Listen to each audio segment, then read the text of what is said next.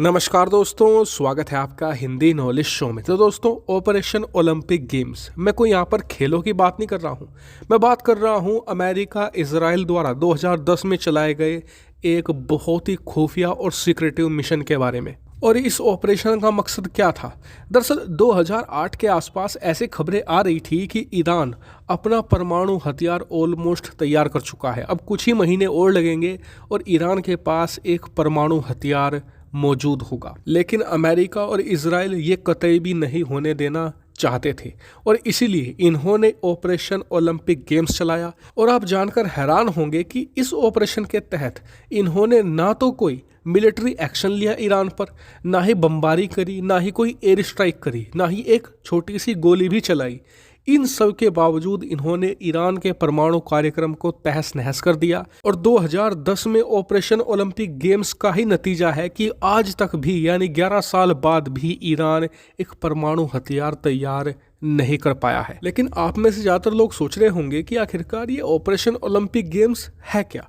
तो देखिए, इसके तहत इजराइल और अमेरिका ने अपनी साइबर पावर का इस्तेमाल किया था और एक ज़बरदस्त साइबर अटैक अंजाम दिया था। और इसके लिए इन्होंने एक मालवेयर का भी इस्तेमाल किया था। कुछ लोग इसका नाम भी जानते होंगे, स्टक्सनेट। लेकिन आपको बता दूं कि उस हमले के बाद अमेरिका और इजराइल दोनों को साइबर पावर की जो पोटेंशियल है इसका पता चल चुका था कि भविष्य यही होने जा रहा है कि फ्यूचर में दो देश अपनी सेनाओं का इस्तेमाल कम करेंगे, अपनी साइबर पावर से ही आपस में लड़ेंगे। ऐसे में इस पर कंट्रोल जरूरी है। और आप देखें, पिछले 10 सालों में इजराइल ने बहुत ही भारी भरकम निवेश किया है अपनी साइबर पावर पर। और आज की तारीख में अगर आपको मैं टॉप 2 साइबर सिक्योरिटी देशों का नाम बताऊं तो उसमें अमेरिका और उसके बाद इजराइल का नाम ही आएगा। यहाँ तक कि ये देश चीन से भी बहुत आगे हैं। साइबर सिक्योरिटी की जो हाल ही में रैंकिंग आई थी उसमें चीन 34वें स्थान पर था, अमेरिका नंबर 1 पर बैठा है। लेकिन यहाँ पर एक और इंटरेस्टिंग फैक्टर है इंडिया का। हाल ही में जो रैंकिंग आई इस साल, अब से कुछ महीने पहले, जो मैंने आपको बताई भी थी, उसमें भारत की रैंकिंग आ गई थी टॉप 10 में। जी हाँ, भारत 10वें स्थान पर काबिज है, चीन 34वें पर। ऐसा क्यों हुआ? ऐसा हुआ इजराइल के कारण। दरअसल पिछले 3 सालों में इजराइल ने भारत को बहुत ही ज़्यादा साइबर सिक्योरिटी में मदद करी है। हमें बहुत ही क्रूशल कंपोनेंट और इक्विपमेंट प्रोवाइड कराए हैं जो साइबर सिक्योरिटी से रिलेटेड है इजराइल ने। और इस वजह से भारत की रैंकिंग जो टॉप 50 में भी नहीं होती थी वो अचानक से टॉप 10 में आ गई। और इसी चीज़ को ऑब्जर्व किया चाइना ने। चाइना भी चाहता था कि इजराइल से क्लोजनेस बढ़ाई जाए, इजराइल से साइबर सिक्योरिटी में जो एक्सपर्टीज़ है वो हासिल करके हम भी अपनी रैंकिंग बेहतर करें। और ये भारत के लिए बहुत ही चिंताजनक था।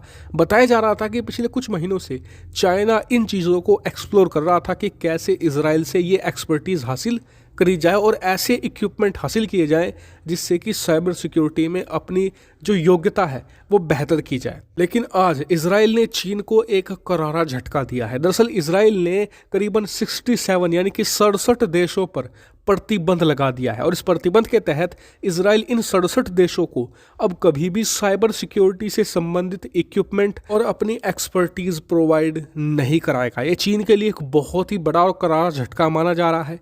इसी के साथ इजराइल ने एक और लिस्ट निकाली है 37 देशों की।